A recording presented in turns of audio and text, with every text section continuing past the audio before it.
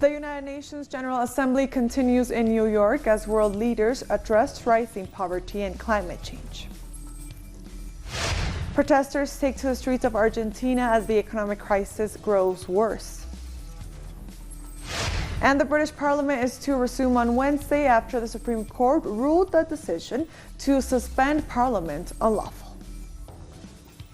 Hello and welcome to Telesur English. I am Estefania Bravo and this is From the South.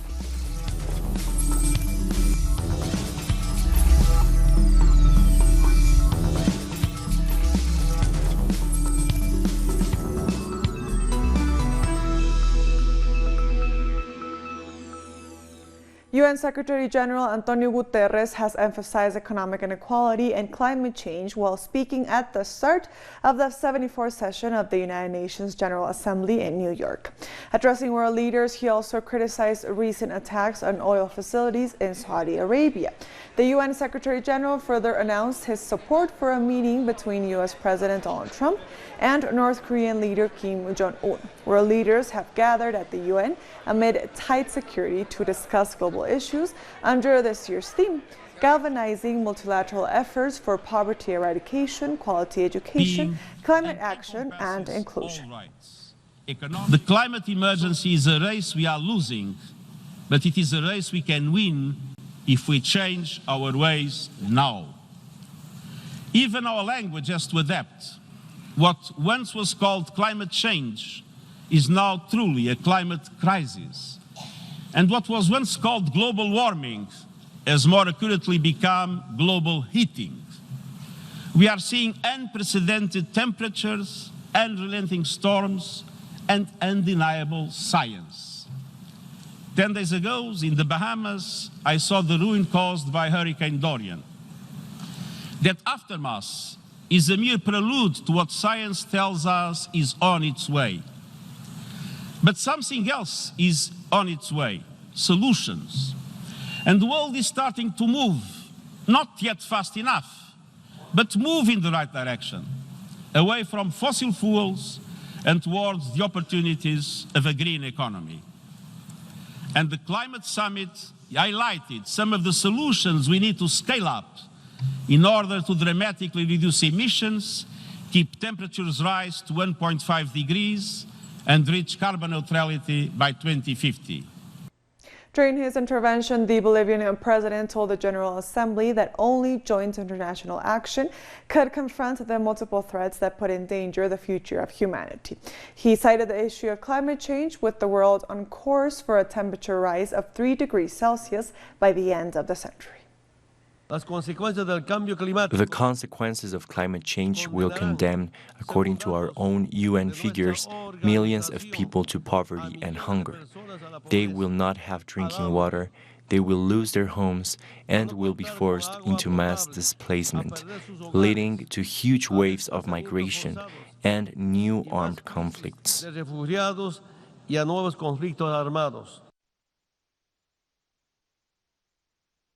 The underlying problem resides in the model of production and consumerism, in the private ownership of natural resources and the unequal distribution of wealth. We need to say very clearly that the root of the problem is in the capitalist system.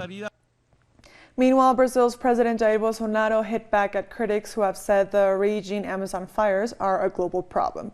He also defended his government, which he says has sought to preserve the environment. However, critics, including indigenous peoples, have argued that Bolsonaro's policies are the reason for the wildfires, which have destroyed thousands of hectares of Brazil's Amazon.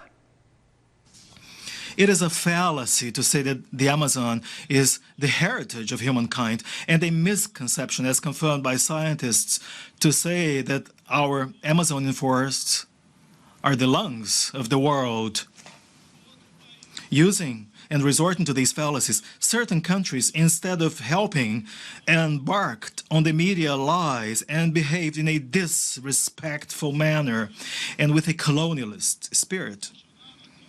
They even called into question that which we hold as the most sacred value, our sovereignty. One of these countries, during a recent G7 meetings, dared suggest applying sanctions to Brazil without even consulting with or hearing Brazil. I thank those countries that did not accept to go ahead with this absurd proposal. The Venezuelan Foreign Minister Jorge Arreaza is also present at the UNGA meeting. Earlier in the day, the minister met with the High Commissioner for Human Rights, Michelle Bachelet, and also called on the Security Council to neutralize the activation of the Inter-American Treaty of Reciprocal Assistance. When speaking to the press after these meetings, Arreaza responded to claims made by the mainstream media and the international right wing that President Nicolás Maduro is a puppet of Cuba. You said about the puppet, no? Yes. That Maduro is a Cuban puppet. President Trump called Nicolás Maduro a Cuban puppet. Yeah. Did you have a reaction in English? I think, in first place, that Trump is the puppet of imperialism, of capitalism. He responds to money accumulation, to capital accumulation. But the real puppets in our region are those presidents that got together yesterday, or that they failed in the OAS. They failed then, they created this Lima group, they failed. Now they are conveying the TR, the Rio Treaty, and they're failing again. And they are the puppets of Donald Trump. They do what he wants. So those are the puppets. We respect Cuba. Cuba respects Venezuela. We have a friendship, a brothership that we have, and we will continue working together with Cuba. But the puppets are others in this region. Uruguay says it will withdraw from the Inter-American Treaty of Reciprocal Assistance, or TR, if its members approve military intervention against Venezuela. The Uruguayan foreign minister pointed out that the treaty cannot be applied against Venezuela since the country is not a member of the treaty. He also said that countries that are pushing for military intervention ignore the intrinsic value of the treaty since it was designed for the defense of member countries against external aggression. TR member nations later decided to impose more sanctions on Venezuela, but for the moment ruled out using military force. 16 countries voted for the resolution, with Uruguay against and Trinidad and Tobago abstaining. The Brazilian government understands clearly that the impact of the Inter-American Treaty of Reciprocal Assistance, or the Rio Treaty, regarding the situation in Venezuela is a very sensitive issue. But we also know that special circumstances require exceptional response. President Nicolás Maduro has arrived in Russia for an official visit that aims to strengthen the bilateral relationship between the two countries. During his visit, President Maduro is holding bilateral talks with his Russian counterpart, Vladimir Putin. The talks will focus on boosting the political and economic ties between the two allies. Chavista lawmakers in Venezuela have returned to the opposition-controlled National Assembly. The 50-strong group of elected representatives from the United Socialist Party and its allies rejoined the Assembly's activities as part of the agreement signed with some opposition parties a week ago. President Nicolás Maduro said they would seek to work with other members to overcome the National Assembly's breach of the Constitution. This currently means its decisions are null and void. Venezuela's national dialogue table continues to make political and economic progress. All parties agree that dialogue should prevail over violence. 1 week since the creation of the dialogue table between the government of Venezuela and the opposition, the dialogue continues to bear fruits. Among its achievements was the freeing of the vice president of the National Assembly who took part in the failed coup attempt of April 30th. Another achievement was the incorporation of a former presidential candidate.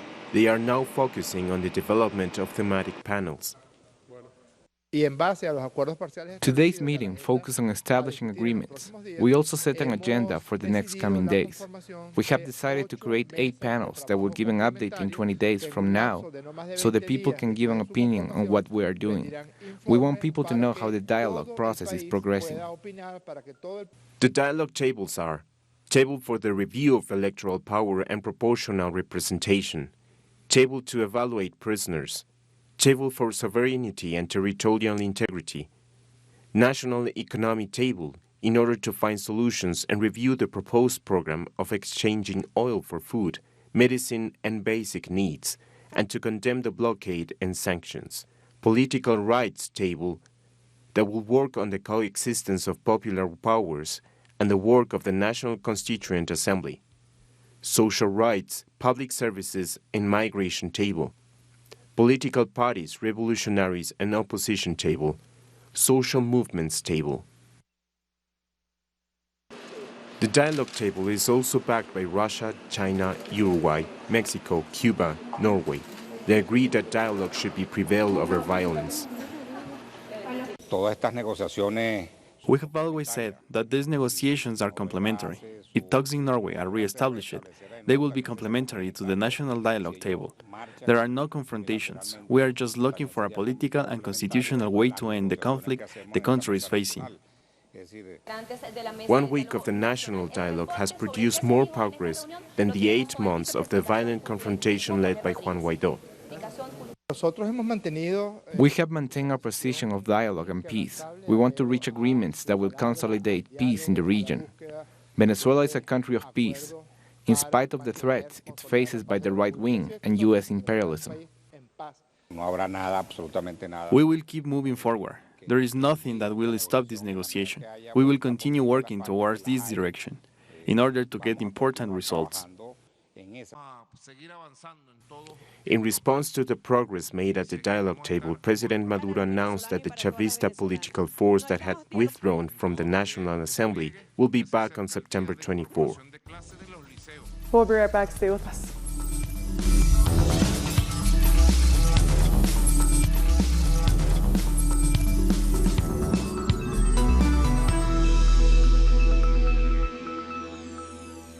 Welcome back. In Argentina, protesters took to the streets of Buenos Aires to demand an emergency plan to offset the worsening economic crisis.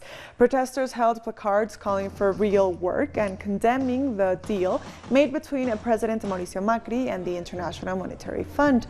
The country has been in a recession since last year and has one of the highest inflation rates in the world, running at more than 54%.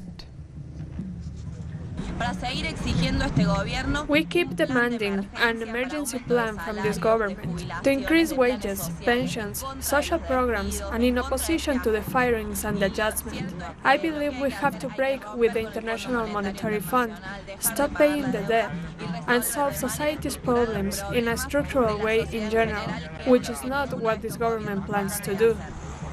Rights activists in the Dominican Republic are demanding that legislation is implemented to prevent femicide under the slogan "No More Deaths." Activists marched to the Supreme Court to demand justice for survivors and victims of gender-based violence. Activists are also calling for the repeal of a new measure by the Education Ministry that seeks to include gender ideology in the school curriculum. Dominican Republic has one of the highest rates of femicides in the country. In the first 7 months of this year alone, 88 women were killed by men they knew. We have seen many cases, and each time the circumstances surrounding them are scandalous. Women who either survive or are at risk of gender-based violence often seek help from public social institutions designed to protect them and safeguard their rights. But these systems have failed to do so. Too many women end up being murdered. Tropical storm Lorenzo, which formed far in the eastern Atlantic Ocean on Monday, continued to strengthen overnight and is expected to become a large and powerful hurricane. So far, most models predict Lorenzo will remain over open waters and only pose a threat to shipping channels. At 5 a.m., the storm was located about 499 kilometers southwest of the southernmost Cabo Verde Islands. Lorenzo had maximum winds of 105 kilometers per hour and was moving towards hurricane-friendly weather. Meanwhile, on the heels of a 6.3 earthquake late on Monday, Puerto Rico is bracing for inclement weather due to the reformation of Tropical Storm Karen. The National Hurricane Center says Karen will move either over or near Puerto Rico and the U.S. Virgin Islands, where tropical storm warnings are in effect. The storm is expected to bring heavy rainfall, flash floods, and mudslides. The NHC says heavy rains and potential flooding will likely continue into Wednesday, even as the center moves away. Around the world, indigenous communities are among those who suffer most from climate change. In Honduras, this is combined with the government's failure to deliver on its promises to provide irrigation to areas where more than 2 million people live. In the most remote regions in the west of Honduras, the majority of the indigenous Lenca population live by growing coffee and basic cereals, but they lack irrigation systems. A lot of people have sown different crops, but there are no irrigation systems here, so many have lost their produce. Some people use tanks, but it's not the same. You can still lose your crop. On the small coffee farms, the situation is even more complicated because of the diseases like leaf rust. They are also affected by the fall in international prices, which means they cannot even cover their costs. This year we have found it difficult to maintain our crop because there is not enough money to increase the fertilization of our plots, and as a result our coffee production has fallen. Sometimes you can't even get back the money you've invested in maintaining your farm. So what are we meant to do? Another problem that affects these rural areas, where 61% of the Honduran population lives, is the invasion of transgenic crops. These increase the cost of planting and can't resist the effects of climate change. We have had the problem that sometimes they bring transgenic seeds from other places, but they don't work in our community, and you can't store them. As for the credit promised by the government to producers, this reaches fewer than 20% of campesinos because most of them cannot provide the guarantees that the banks demand. Here we have water, we have land, but we don't have the finance to be able to do more for our families and our community organization. According to the government's own figures, this year 70% of the basic cereal crops were lost. This will affect 72,000 families across the country. We'll be right back. Stay with us.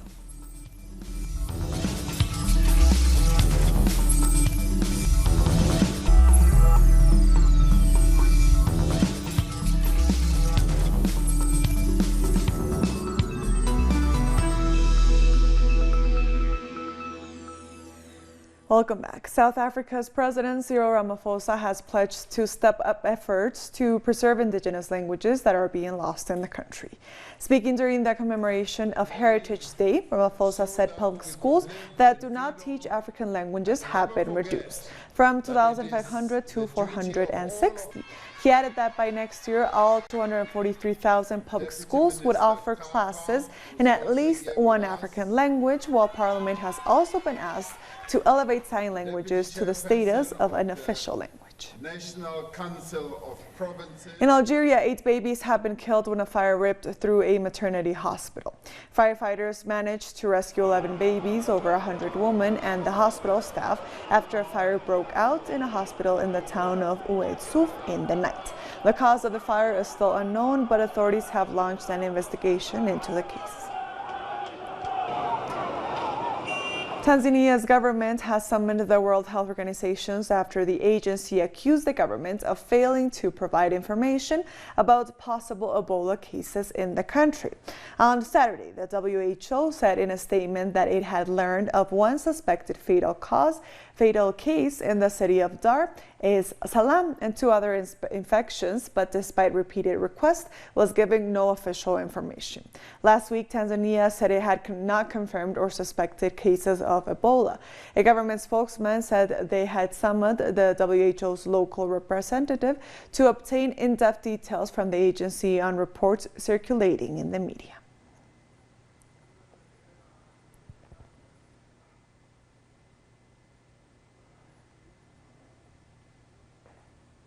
And now let's go live to the United Nations in New York, where our correspondent Jorge is with the Prime Minister of Antigua and Barbuda, Gaston Browne. Okay, they're ready. Okay, for 1 second. Jorge, are you there? Okay. Live now? We're going live? Okay.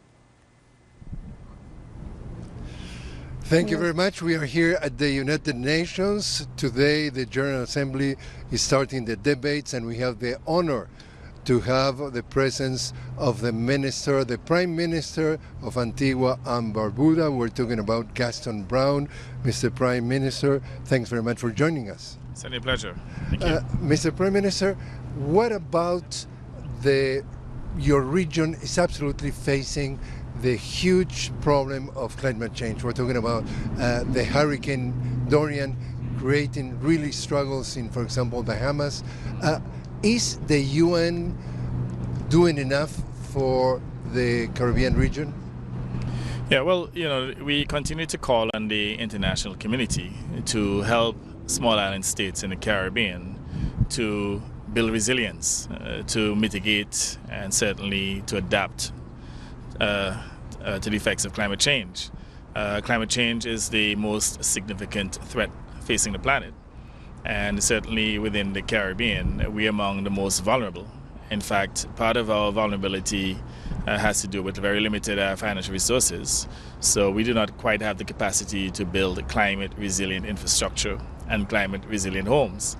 Then you have the situation in which we are getting more frequent storms, more ferocious storms because of the profligacy, the profligate use of fossil fuels by the industrialized countries. They're getting the profits while we are suffering the consequences. So we think that if there ought to be climate justice, that the industrialized countries, the developed world, those who have the resources, they have a responsibility to help small island states in the Caribbean to build resilience and certainly to put the necessary systems in place in order to mitigate and to adapt to the effects of climate change. Well, we have seen here at the UN on Monday that summit, we're talking about the Action Summit in terms of the climate. Do you believe, or you are bringing some specific agenda, you meaning the small islands of the Caribbean, in order to try to accomplish before the end of this General Assembly? Well, absolutely. I mean, we have to continue to agitate for industrialized countries to reduce emissions. For us, it's a life and death situation. It's about our own existence, because the science would have shown that even with the present levels of emissions, we will have climate change literally affecting our countries for the next 1,000 years, even without any increase in global temperatures. So it means, therefore, that about 30 generations or more will have to deal with these ferocious and frequent storms. So it is quintessential that we continue to advocate here at the United Nations to get the developed world to reduce emissions, to ensure that we could at least ensure the survival of our respective countries, because already for the next 1,000 years, without any change or let's say any increase in emissions, we know that we have a challenge. And if there increase emissions, then even our survival will be threatened. I mean, some of our countries will literally be washed away. Donald Trump, President of the U.S., at least the second, if not the first country contaminating this planet. Probably about 20% of the planet's contamination is done here in the U.S. His words, climate change is a Chinese hoax. What do you think? Very unfortunate. Climate change is real. The science would have proven that global warming is real, and as a result of global warming, we are having these extreme weather conditions. We are having droughts, we are having floods, we are having frequent and ferocious storms. I think what is required of the United States is for them to take their rightful place and to provide global leadership and responsibility for climate change. For the most significant, the largest economy, the most powerful nation on earth, to shirk its climate responsibility, I think it is unacceptable. And I have to admit, though, that so far, the climate summit yesterday, there have been a number of increased pledges by several nations, and I'm hoping that the United States will follow their lead and to take responsibility and to ensure that we work collectively as human beings, with a common humanity, to deal with what is clearly an existential threat that is facing the entire world. And by the way, whereas small island states literally on the front lines, even non-coastal states and even the hinterlands of these countries will eventually suffer the consequences of climate change if we do not change the destructive habit of literally emitting indiscriminately fossil fuels into the Earth's atmosphere. We're talking about oil, and we have seen, for example, the attack in the refineries in Saudi Arabia lately, and the whole world, or the prices of the oil went up and down, and it's very, very volatile, the situation. What about the importance of oil in your country and in the Caribbean, and what is the situation regarding oil? Well, it's still very important, but, we have the ambition of transitioning into green energy by about 2030, certainly no later than 2040, because, as you indicated, petrol, the prices are unpredictable, and we need stability. We need stability in pricing, and we certainly need to reduce our carbon footprint. In fact, as countries that have been suffering disproportionately the effects of climate change, we too have to lead by example by reducing our carbon footprint. And the whole idea is to have a carbon neutral society by about 2030, certainly no later than 2040. But in terms of the present situation, as a result of an increase in oil prices, you know that we had a deal with PDVSA within the Caribbean, in which they were providing us with concessional petrol.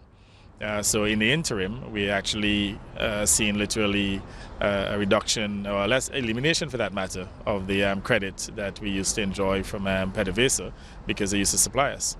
They do not have the capacity now to supply us because of various reasons, including the financial sanctions.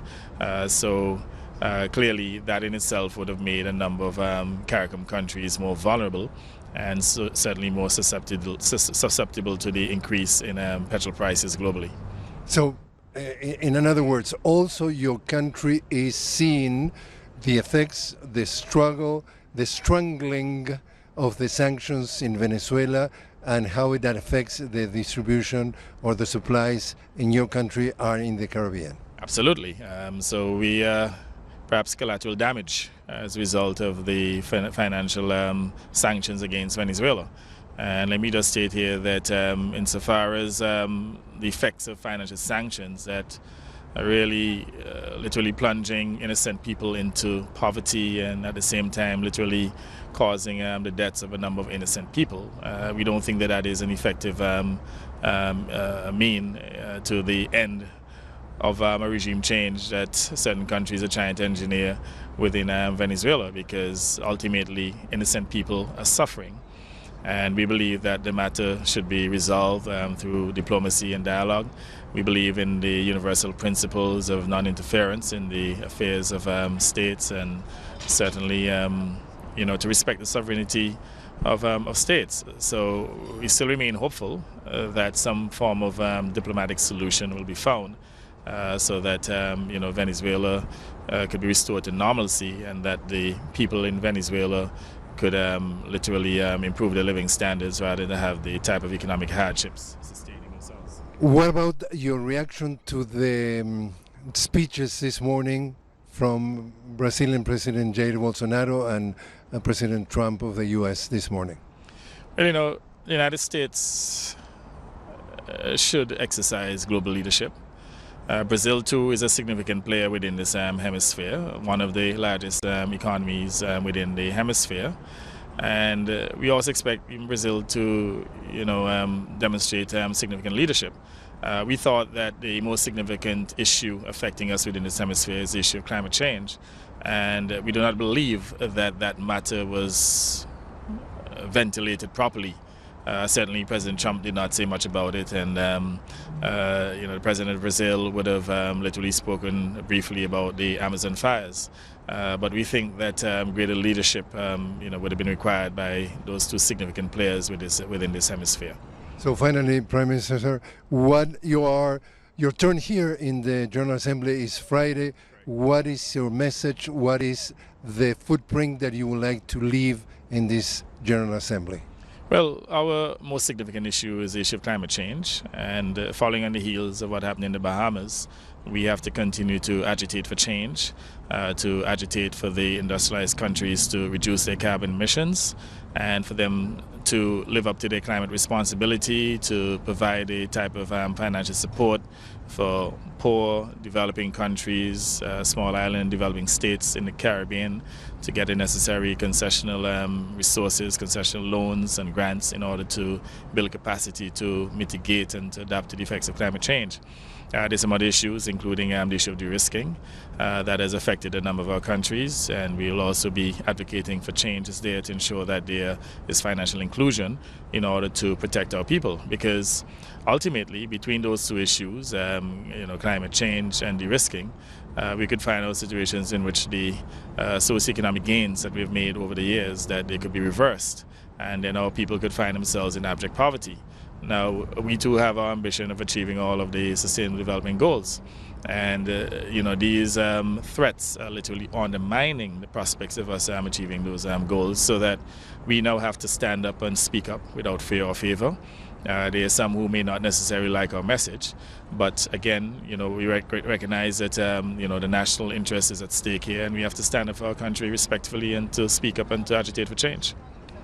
Mr. Prime Minister, thanks very much for joining us. Pleasure. Thank you. We were talking then we have the honor to talk with the Prime Minister of Antigua and Barbuda. We're talking about Mr. Gaston Browne. We get back to you now. Jorge, we thank you so much for that interview. And with that story, we've come to the end of this news brief. These and other stories, as always, find them on our website at telesurenglish.net.